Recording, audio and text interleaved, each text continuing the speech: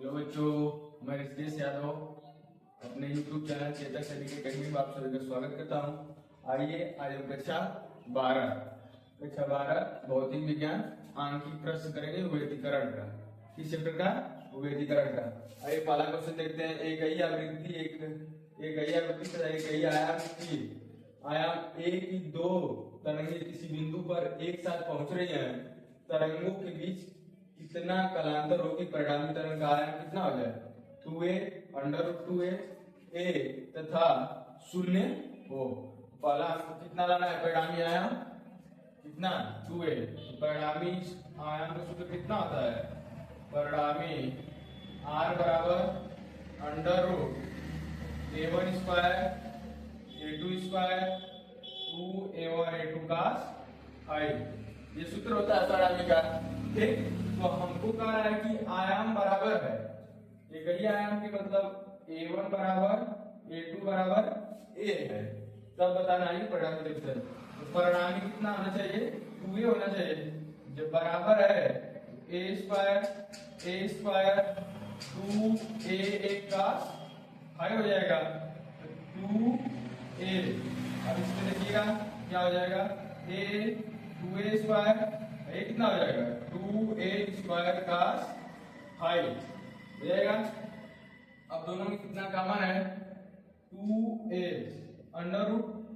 √2a common लेंगे, 2a square common लेंगे तो कितना बाहर आएगा? 2 √2a बाहर आ जाएगा कॉमन। करने में क्या बचेगा? 1 प्लस cos 5 कितना? a से कट जाएगा, √2a से √2a कट जाएगा, कितना बचेगा? ठीक नहीं, √2a से √2a कट जाएगा। यहाँ देखिए इसको हम कर सकते हैं कितना? यहाँ पे a कॉमन ले लिए, 2a बराबर a कॉमन लेंगे तो बचेगा क्या?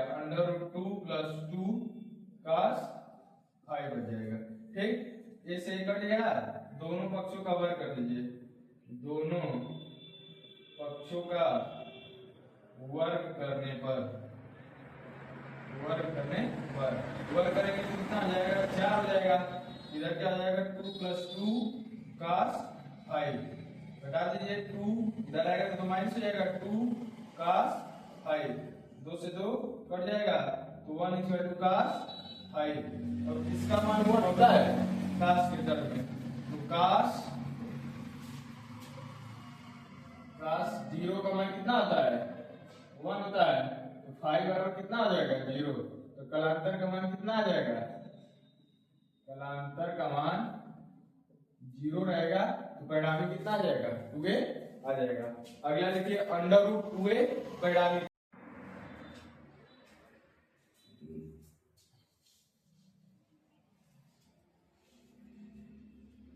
आइए हम लोग दूसरा सवाल करते हैं। जब परिणामी तीव्रता क्या हो? √2a हो, मतलब परिणामी आयाम का मान √2a हो और ये दोनों आयाम क्या है? बराबर है। तो फिर वही प्रक्रिया होगी, a square plus 2a cos 5 हो जाएगा। अब देखिए, अब इसमें कॉमन क्या है? √2a a square 2a square हो जाएगा, फिर प्लस 2a स्क्वायर हो जाएगा cos 5। ठीक, √2a बराबर दोनों में कॉमन 2a स्क्वायर नहीं है, ठीक है। √2 दोनों में से कॉमन लेंगे तो बाहर आएगा तो 2 √2 हो जाएगा, a स्क्वायर ये हो जाएगा, फिर बचेगा क्या? 1 प्लस cos 5 बच जाएगा। कट जा रहा है, इससे कट जा रहा है तो बचेगा 1 बचेगा। ठीक, 1 प्लस cos 5। अब दोनों पक्षों का वर्ग करने पर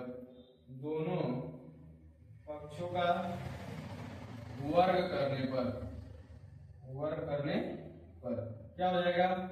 1 का स्क्वायर और नहीं रहेगा, एक गणित से बाहर हो जाएगा। 1 प्लस cos 5 इधर आएगा तो 1 माइनस 1 इक्वल टू cos 5 और 1 में से 1 घटाएंगे तो cos 5 इक्वल टू कितना आ जाएगा? 0। और cos में 0 किसका मान होता है?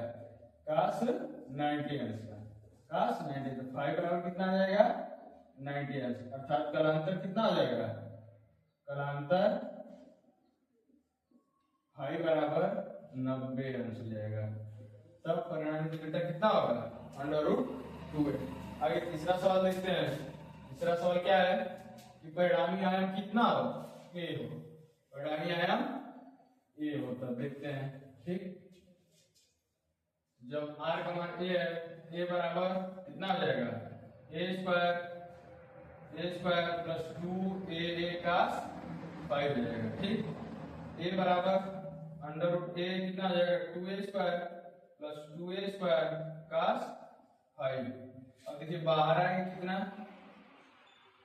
बाहर आएगा a, तो बचेगा √2 2 प्लस 2 का 5 बच जाएगा। अब देखिए a से कट गया, 1 इक्वल टू √2 प्लस 2 का 5 बच जाएगा। अब दोनों पक्षों का वर्ग करेंगे, सेम प्रक्रिया है, दोनों पक्षों का वर्ग करने पर कितना हो जाएगा, 1 का स्क्वायर तो नहीं रहेगा। ठीक, 2 प्लस 2 का 5, दोनों में कॉमन क्या है, 2 कॉमन है, 1 इक्वल टू 2, 1 प्लस का 5। ठीक, इधर लाएंगे तो 1/2 इक्वल टू 1 प्लस का 5। अब देखिए इसको इधर लाएंगे तो 1/2 माइनस 1 इक्वल टू का 5। 1/2 में से घटाएंगे कितना हो जाएगा, 1 माइनस 2 इक्वल टू का 5। 2 में से घटाएंगे 1/2 इक्वल टू का 5।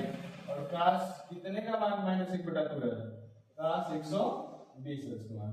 तो 5 इक्वल टू कितना हो जाएगा, कलांतर 120, कलांतर 5 बराबर 120 आंसर आ जाएगा 100 हमारा। ठीक, समझ आया। तीसरा वाला क्या था, ये तो निकाला था।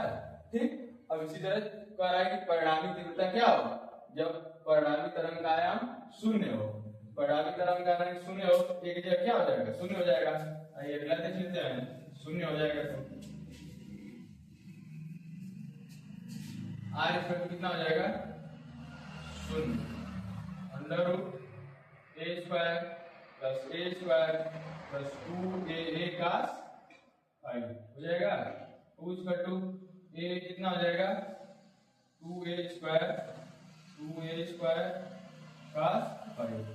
अब देखिए दोनों में से कॉमन ले लीजिए, √2a बचेगा, 1 प्लस का 5 बचेगा। ठीक, इधर लाएंगे 0 भाग देंगे, कोई मतलब नहीं, उतना ही आएगा, 1 प्लस का 5। ठीक, 1 प्लस का 5, दोनों पक्षों को वर्ग करेंगे, दोनों पक्षों का वर्ग करने पर इधर 0 रहेगा, ये क्या हो जाएगा, 1 प्लस का 5। ये प्लस इधर आएगा तो कितना हो जाएगा, -1 इक्वल टू का 5। -1 किसका मान होता है, हम लोग पता है, काश 180 अंश का मान। ठीक, तो काश से कैंसिल जाएगा, 5 कलांतर कितना आ जाएगा, 180 अंश कलांतर। तो क्या होगा, परिणामी तीव्रता आयाम 0 होगा। ठीक, बस समझाएंगे। आइए अब अगला क्वेश्चन देखने हैं, क्वेश्चन नंबर 2। दूसरा क्वेश्चन देखते हैं। दो तरंगें जिनके दोलन आयाम 4 मिमी तथा 3 मिमी है, एक माध्यम में एक ही दिशा में चल रहे हैं, उन बिंदुओं पर परिणामी आयाम क्या कीजिए, जिन पर कलांतर 0, π/3, π/2 है। और पहला सवाल देखते हैं, परिणामी बराबर परिणामी आयाम कितना होता है, r बराबर √a1 square a2 square 2a1 a2 का 5। ठीक, अगर इसी को वर्ग कर दें कितना हो जाएगा, r स्क्वायर बराबर a1 square a2 square 2a1 a2 का 5। कलांतर दिया है हमको, अर्थात 5 का मान दिया है, और एक हमको निकालना क्या है, परिणामी आयाम निकालना है। ठीक, तो हमको दे दिया है a1 बराबर कितना 4 मिमी और a2 बराबर कितना दे दिया है 3 मिमी और 5 बराबर पहला 5 बराबर कितना दिया है 0 दिया है। ठीक, तो लगाते हैं हम, r स्क्वायर बराबर कितना हो जाएगा 4 का स्क्वायर, ठीक, प्लस 3 का स्क्वायर, 2 गुणे 4 गुणे 3 गुणे cos 0 0 का मान कितना होता है? 1 होता है। r स्क्वायर बराबर 16 3 लिखे कितना हो जाएगा? 9 4 से 12 12 से 36, ठीक, का 0 का मान नहीं होता है, 24 होगा, ठीक, कितना हो जाएगा ये? r स्क्वायर बराबर 16 24, ठीक, 40 40 9 49, r बराबर कितना हो जाएगा? 7, ठीक।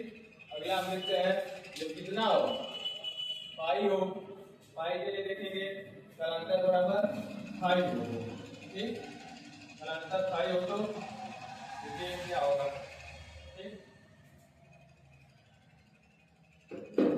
5 बराबर 5 हो, ठीक, सेम प्रक्रिया हो जाएगी। r स्क्वायर बराबर, ठीक,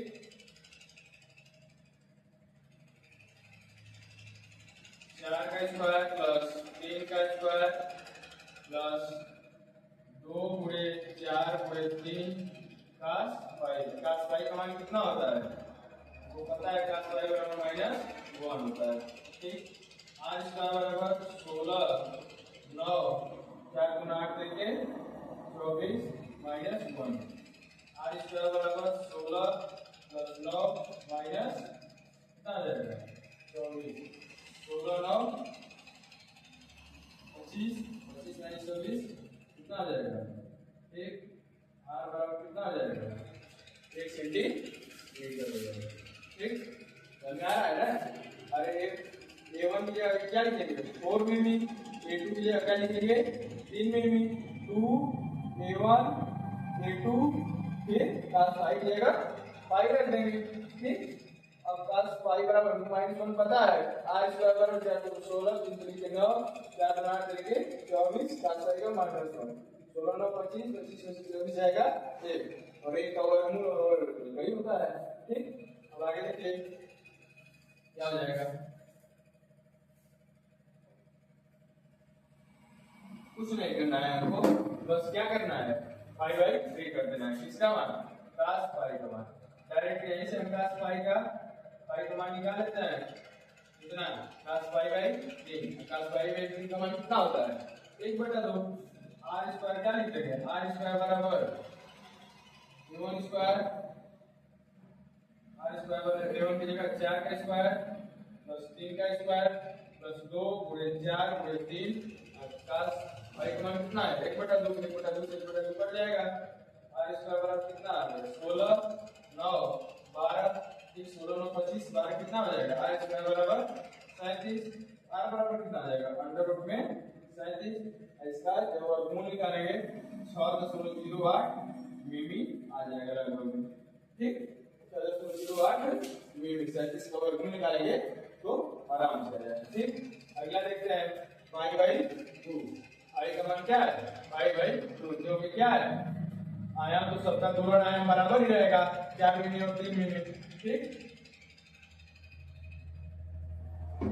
देखिए लेते हैं 5/2, 5/2 लेंगे कितना हो जाएगा? r स्क्वायर बराबर, ठीक, a1 की जगह 4 का स्क्वायर 3 का स्क्वायर 2 गुणे 4 गुणे 3 गुणे cos 5/2, ठीक, r स्क्वायर बराबर कितना है? 4 2 16 3 तरीके 9, ठीक, 50, 5/2 का मान कितना होता है?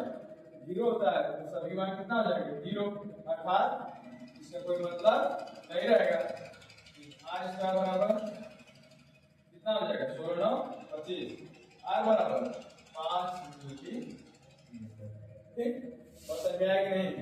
अरे देखिए ना, r स्क्वायर a1 की जगह 4 का स्क्वायर, a2 की जगह 3 का स्क्वायर, 2 a1 a2 cos 5 का मान 5/2, 5/2 का मान 0, यदि 0 पूरा करेंगे तो पूरा मान कितना हो जाएगा? 0 हो जाएगा, ठीक। 4 2 16 3 9 प्लस 0, 16 9 25, और वर्गमूल करेंगे तो 5 आ जाएगा, ठीक। अगला सवाल देखते हैं हम।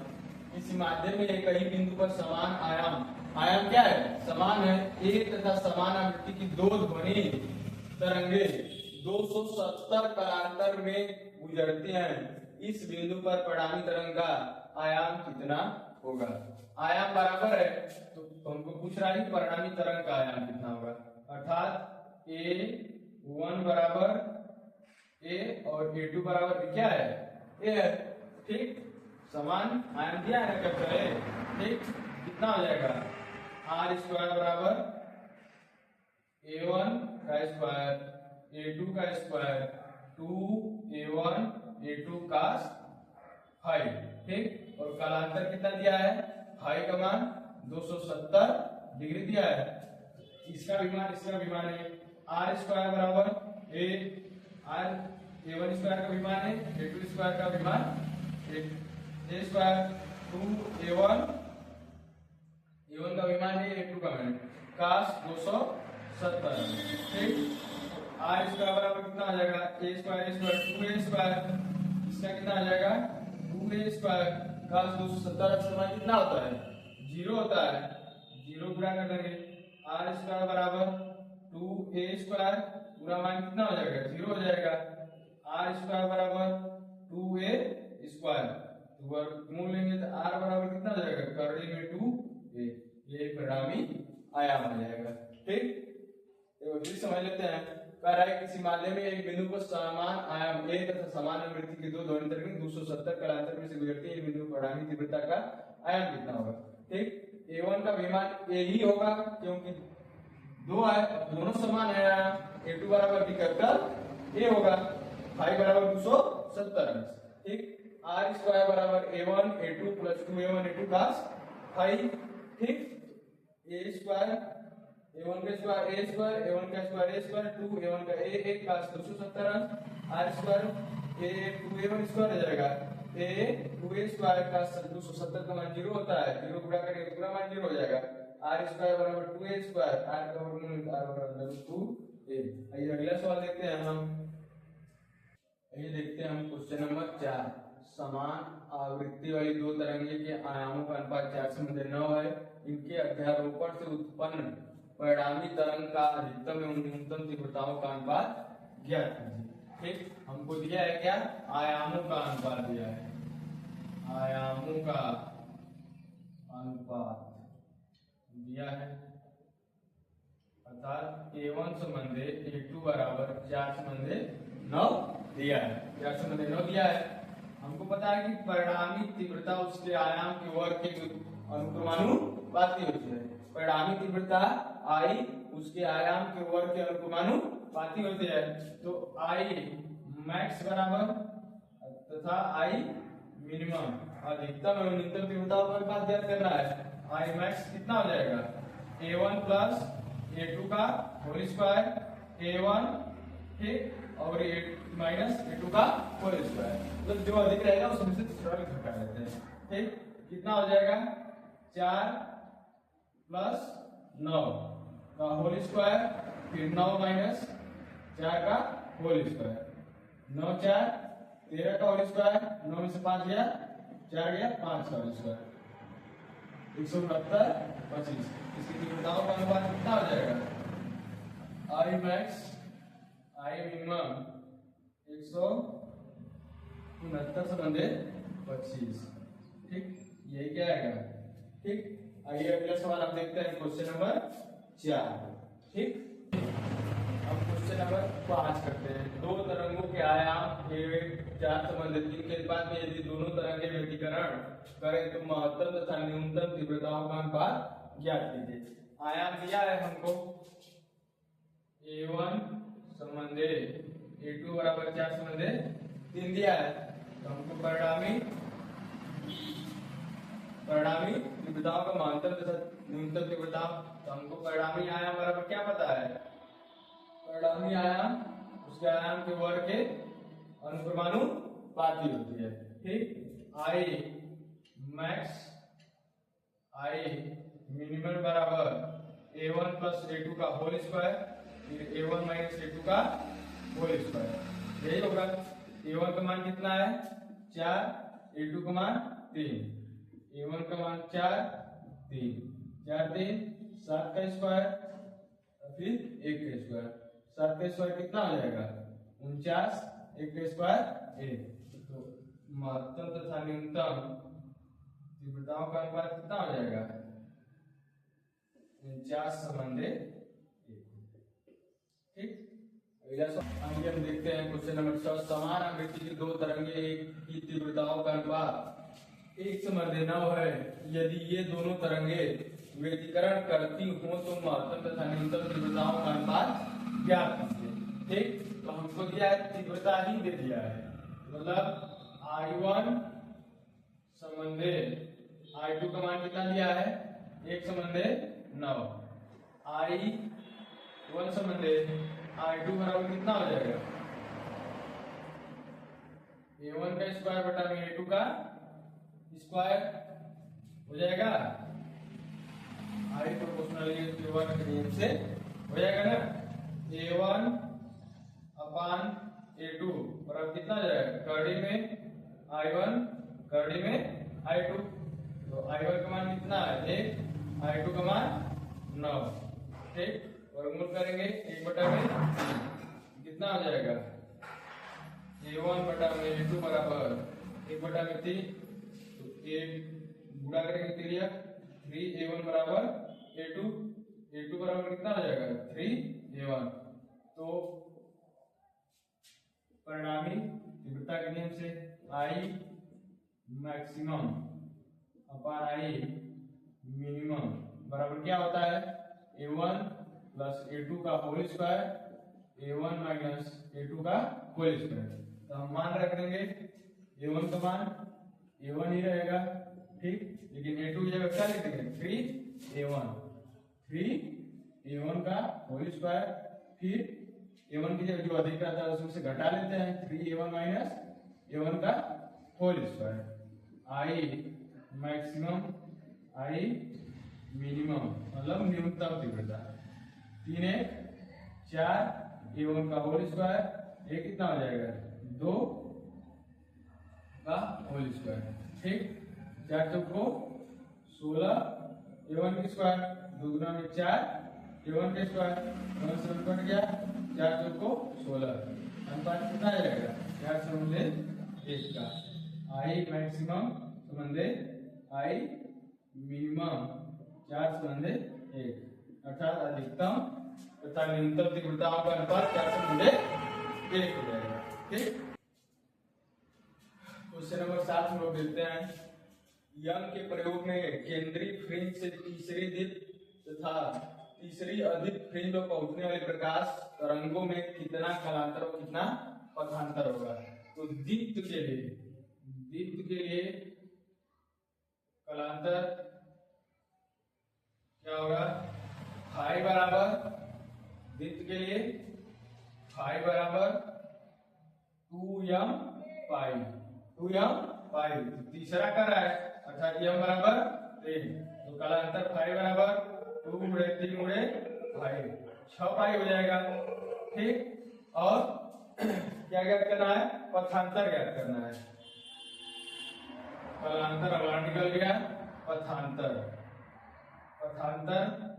बराबर होता है m इंटू लेमडा। 3 लेमडा का मान कितना है 6000 एंगस्ट्रॉम, कितना हो जाएगा 36 18,000 एंगस्ट्रॉम हो जाएगा। ठीक, दीप्त के लिए निकल गया। अब हमको क्या निकालना है अदीप्त के लिए। अदीप्त के लिए कलांतर क्या होता है अदीप्त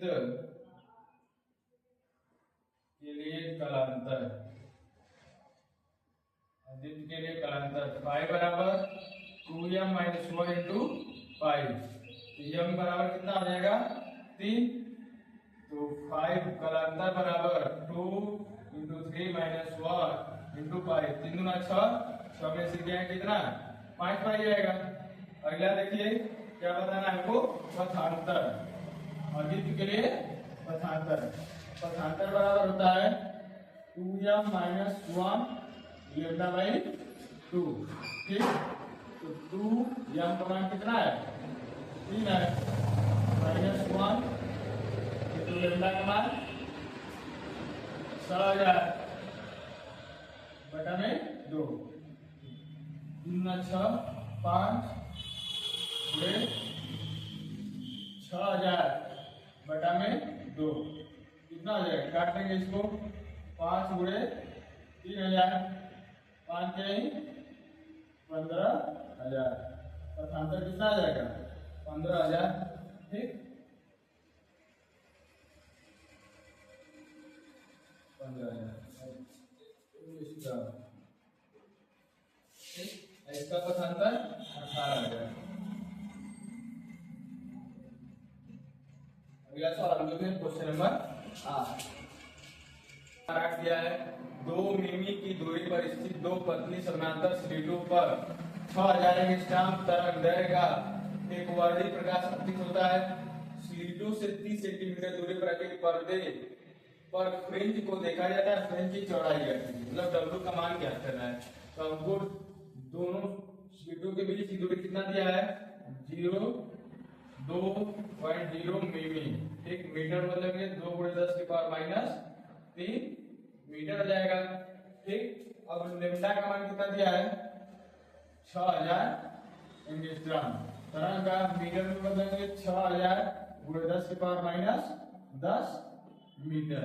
ठीक, फिर इसके बाद कैपिटल डी का मान दिया है 30 सेंटीमीटर दूरी पर पर्दे रखे हैं। पर्दों के बीच की दूरी कितना होती है? 30 सेंटीमीटर दिया है। मीटर में 30 × 10⁻² मीटर। ठीक, हमको डब्ल्यू चौड़ाई का मान ज्ञात करना है।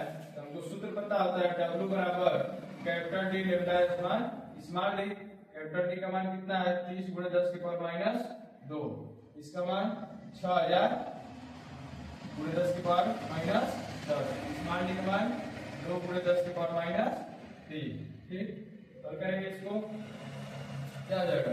15 गुना के 30, 15 × 10⁻² गुणे 6000 × 10⁻10।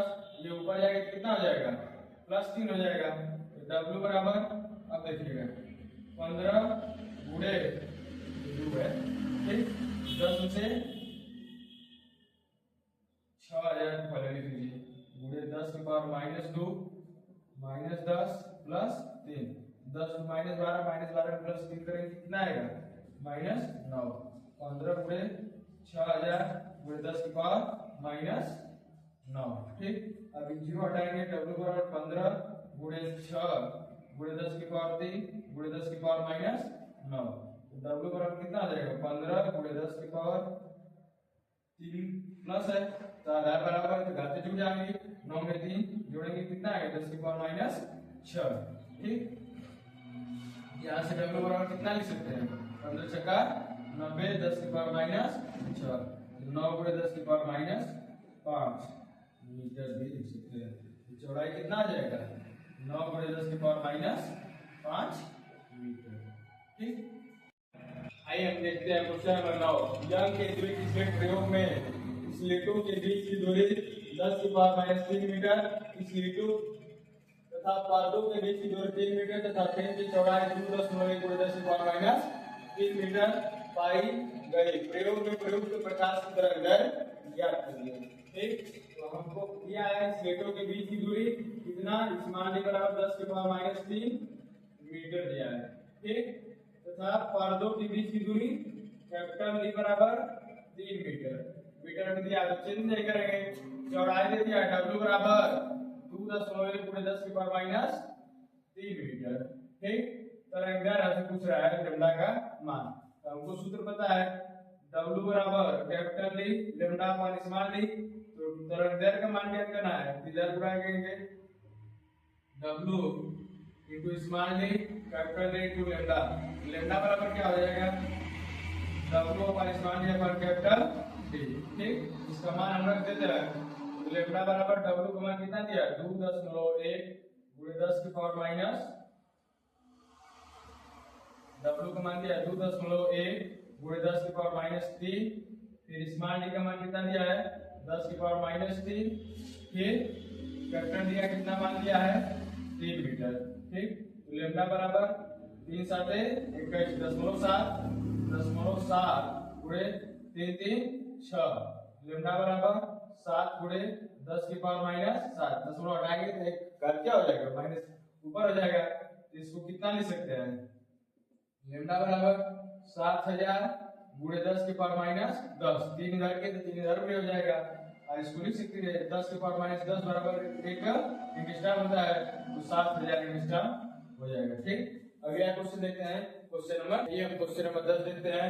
इंपॉर्टेंट क्वेश्चन है, प्रकाश व्यतिकरण से संबंधित प्रयोग में दो स्लेटों के बीच अंतराल 2 मिमी है, तो इस मान का मान कितना दिया है 0.2 मिमी। मीटर बदलेंगे 10 की पावर माइनस 3, 10 हटाएंगे 2 गुणे 10 की पावर माइनस 4 मीटर।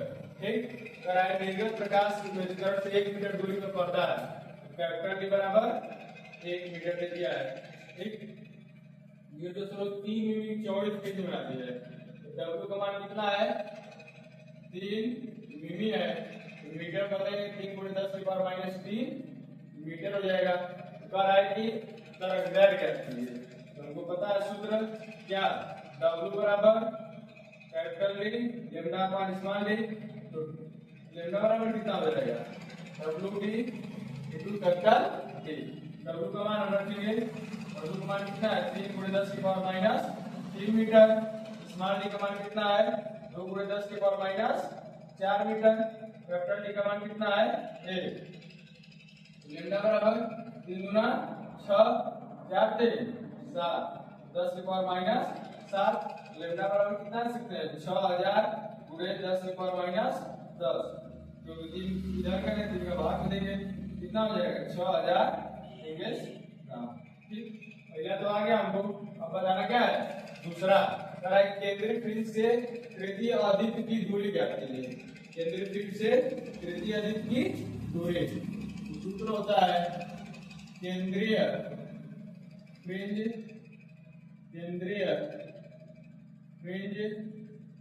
से तृतीय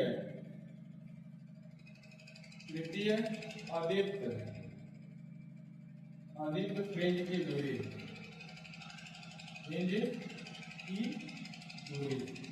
डेल्टा एक्स बराबर 2m-1 डी लेमडा अपान स्मॉल 2d, ये सूत्र होता है।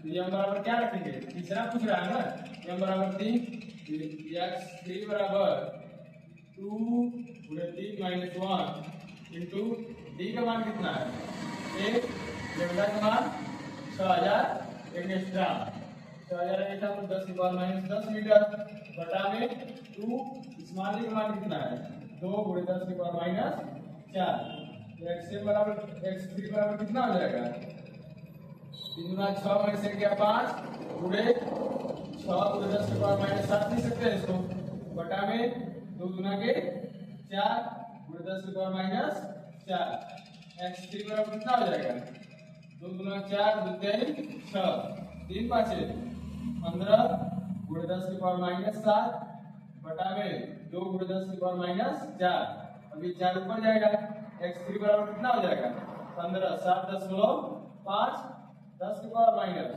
कितना हो जाएगा 3 हो जाएगा, 10 की पावर 3, ये मीटर में आया है, अगर आंसर मिमी में दिया होगा तो x3 बराबर 7.5 मिमी आ जाएगा। ठीक, चौड़ाई x3 बराबर। ठीक, आज के लिए इतना ही, अगले वीडियो में हम देखेंगे 11 नंबर से सवाल। ठीक।